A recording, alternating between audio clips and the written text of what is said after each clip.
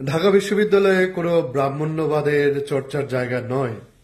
এটি আমি বিশ্বাস করি। একটি বিষয় নিয়ে কথা বলছি, সেটি অনেকের কাছে খটকা লাগতে পারে, ধাক্কা খেতে পারেন, কিন্তু ঢাকা বিশ্ববিদ্যালয়ে শিক্ষার্থীদের দ্বিতীয়বার ভর্তি পরীক্ষা দেওয়ার সুযোগ থাকা উচিত এবং যে কয়েকটি বিশ্ববিদ্যালয়ে এটি নেই চালু করা উচিত। কারণ বিশ্ববিদ্যালয়ে ভর্তির ক্ষেত্রে যে ব্যারিয়ার, এগুলো সুযোগের সমতাকে আপনার নস্যাৎ করে, যেটি আমাদের যে ইউনিভার্সাল যে ভ্যালুসগুলো রয়েছে, যে ধরনের ফান্ডামেন্টাল রাইটস রয়েছে, সেটির একটা ভায়োলেশন বলে আমি মনে করছি।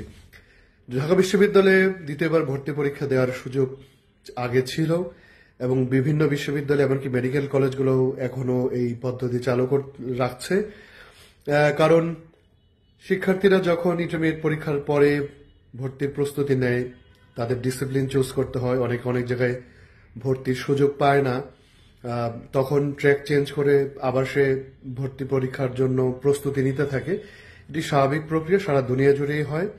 এবং ভর্তির ক্ষেত্রে বয়সের যে সময়সীমা, সেটিও শিথিল থাকা উচিত। এক কি দুইবার ভর্তি পরীক্ষা দেওয়ার পরে আবার দেওয়া যাবে না, এটি একটি ব্যারিয়ার মনে করছি। তো আমরা বিশ্বাস করি যে ঢাকা বিশ্ববিদ্যালয়ে যে সিদ্ধান্ত নিয়েছে দ্বিতীয়বার ভর্তির সুযোগ দেওয়া হবে না শিক্ষার্থীদের, সেই সিদ্ধান্ত থেকে সরে আসা উচিত এবং অন্যান্য যে বিশ্ববিদ্যালয়গুলো রয়েছে তাদের এটি বিবেচনা করে সেই সিদ্ধান্ত থেকে সরে আসা উচিত।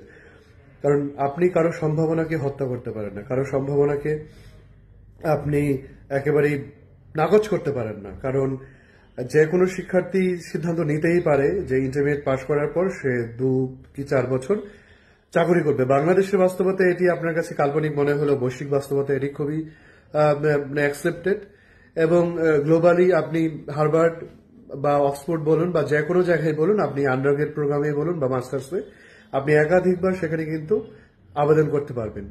ঢাকা বিশ্ববিদ্যালয় এমন কোনো বিশ্ববিদ্যালয় হয়ে যায়নি যাতে করে সেখানে একাধিকবার আবেদন করা যাবে না, সেই সম্ভাবনাকে নাকচ করতে হবে। এই জন্যে যে ঢাকা বিশ্ববিদ্যালয়ে ভর্তি পরীক্ষা দেওয়ার জন্য অন্যান্য বিশ্ববিদ্যালয় থেকে চলে আসে, সেখানে আসলে একটি আসন নষ্ট হয়। আমরা বরঞ্চ মনে করছি যে বিশ্ববিদ্যালয়ে একটি ক্রেডিট সিস্টেমের মধ্যে যাওয়া উচিত। এমনকি কেউ 2-3টে সাবজেক্ট চুজ করেও, সাবজেক্ট বলতে আমি কোর্সের কথা বলছি, যে কেউ অর্থনীতি আইন মিলিয়েও যাতে অনার্স ডিগ্রি পায়। এটি সারা দুনিয়ার অনেক জায়গায় অপরচুনিটি রয়েছে, কম্বাইনলি অনার্স মাস্টার্স করা যায়। তো সেই ক্রেডিট সিস্টেমটা যদি চালু হয়, আমি মনে করি যে এই যে আমাদের যে পড়াশোনা আছে বিশ্ববিদ্যালয় লেভেলে, সেটিতে আরো বৈচিত্র্য আসবে। তো এখন 2024-এর এই রক্ত স্নাত গণ অভ্যুত্থানের পরে আমাদের নতুন করে ভাববার বিষয় রয়েছে। আমাদের অনেক বেশি ইনক্লুসিভ হওয়া উচিত, আমাদের চিন্তায় একটা বৈচিত্র্য আনা উচিত। আমরা যদি উন্নতির দিকে যেতে চাই, আমরা যদি নিজেদের উৎকর্ষতার দিকে যেতে চাই, আমাদের ম্যান পাওয়ারকে যদি আমরা অনেক বেশি প্রোডাক্টিভ করতে চাই, সেক্ষেত্রে আমাদের শিক্ষা ব্যবস্থায় আমূল সংস্কারও জরুরি। এগুলো ভাববার জন্য যে গবেষণাধর্মী পড়াশোনা বা ইন্ডাস্ট্রি সাথে রিলেটেড রয়েছে, এই ধরনের কর্মক্ষম মানুষের কে তৈরি করার জন্য বিশ্ববিদ্যালয়ে পর্যায়ে যে পরিচর্যা এবং নতুন জ্ঞান সৃষ্টি করার জন্য বিশ্ববিদ্যালয়ের যে কাজ, সেটি যাতে অব্যাহত থাকে এবং কারিকুলাম থেকে শুরু করে একেবারে এ গ্রেডের বইপত্র, গবেষণা পত্র এবং লাইব্রেরির সাথে যাতে করে শিক্ষার্থীদের সংযোগ থাকে, সেটিও ভাববার বিষয় রয়েছে। আমরা মনে করি যে এই শিক্ষা ব্যবস্থায় আমূল একটি সংস্কার প্রয়োজন এবং বিরাট বিনিয়োগ প্রয়োজন। এবং এর সাথে যোগ করে নিচ্ছি যে আমাদের যে ভাষা শিক্ষা, সেটি ইংরেজি বাংলার পাশাপাশি বিদেশি ভাষা, কম্পিউটারের দক্ষতা বা কোডিং এর দক্ষতা, সেটি বিশেষভাবে ভাববার সময় হয়েছে বা সুযোগ রয়েছে। সেটি একেবারেই প্রাথমিক থেকে শুরু করে উচ্চতর শিক্ষা পর্যন্ত আমাদের ভাবা উচিত এবং যাতে করে একটি অনার্স বা মাস্টার্স সম্পন্ন করা শিক্ষার্থী কাজে ইনপুট দিতে পারে, তাকে যখন তার চাকরিদাতা হায়ার করে তখন যাতে এটি ভাবতে না হয় যে তাকে দীর্ঘ সময় ধরে প্রস্তুত করতে হবে। আমাদের শিক্ষা ব্যবস্থা আমাদেরকে এত বছর পড়িয়ে, 20 থেকে 25 বছর পড়িয়েও আমাদেরকে ইন্ডাস্ট্রির উপযোগী করতে পারছে না। আমরা সার্ভিস সেক্টরে বা উৎপাদনশীল কোনো জায়গায় যে আমাদের নিজেদের প্রথম দিন থেকে কোনোদিন ইনপুট দিতে পারছি না, এটি আসলে অনেক বড় ব্যর্থতা। তো বিশেষায়িত যে জ্ঞান, সেটি অর্জন করার জন্য আমাদের বিশ্ববিদ্যালয়গুলোকে উদ্যোগ নেওয়া উচিত এবং আশা করি এটি নতুন বাংলাদেশে সম্ভব হবে। তো সবাই ভালো থাকবেন।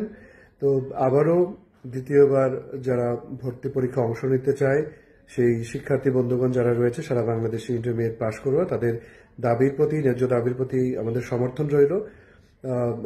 তারা যাতে সেটি ঢাকা বিশ্ববিদ্যালয় কর্তৃপক্ষ সহ বিভিন্ন বিশ্ববিদ্যালয়ে যথাযথভাবে উপস্থাপন করে এবং বিশ্ববিদ্যালয় কর্তৃপক্ষ আশা করি তাদের সুবিবেচনা খাটিয়ে শিক্ষার্থীদের এই আবেদনটি বিবেচনা করবেন এবং সুযোগের সমতা এবং দ্বিতীয়বার অংশগ্রহণের যে সুযোগ সেটি নিশ্চিত করবেন।